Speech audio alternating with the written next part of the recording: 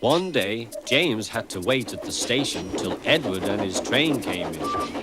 This made him cross. Late again? Edward laughed, and James fumed away.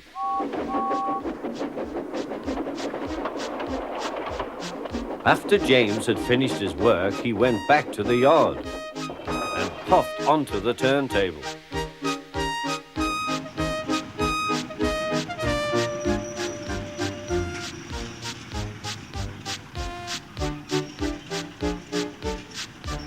He was still feeling very bad-tempered.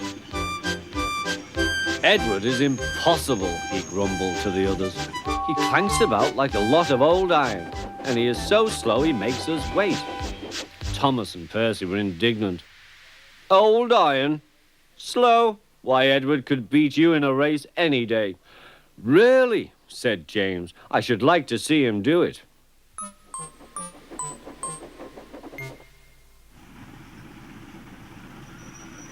Next morning, James's driver was suddenly taken ill. He could hardly stand, so the fireman uncoupled James, ready for shunting. James was impatient. Suddenly, the signalman shouted. There was James puffing away down the line. All traffic halted, he announced at last. Then he told the fireman what had happened.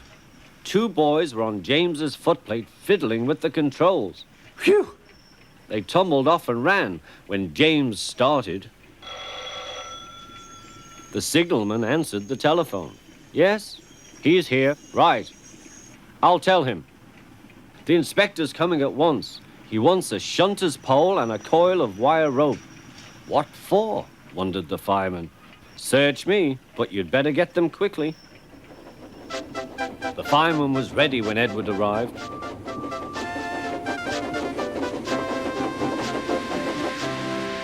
The inspector saw the pole and the rope. Good man, jump in.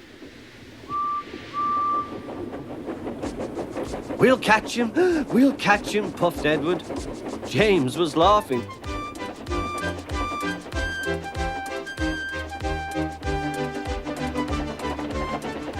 What a lark, he chuckled to himself. Suddenly, he was going faster and faster. He realized that he had no driver. What shall I do? I can't stop. Help! Help! We're coming, called Edward.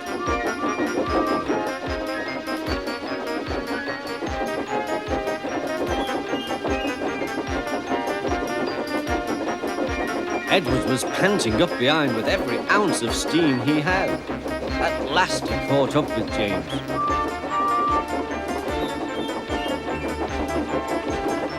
Steady, Edward, called his driver. The inspector stood on Edward's front, holding a noose of rope in the crook of the shunter's pole. He was trying to slip it over James's buffer. The engine swayed and lurched. At last! Got him!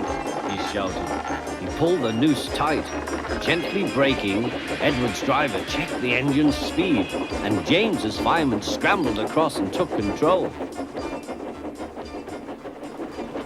So the old iron caught you after all, chuckled Edward. I am sorry, whispered James. Thank you for saving me. You were splendid, Edward. That's all right, replied Edward. The engines arrived at the station side by side.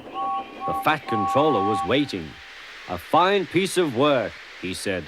James, you can rest and then take your train. I'm proud of you, Edward. You shall go to the works and have your worn parts mended. Oh, thank you, sir, said Edward.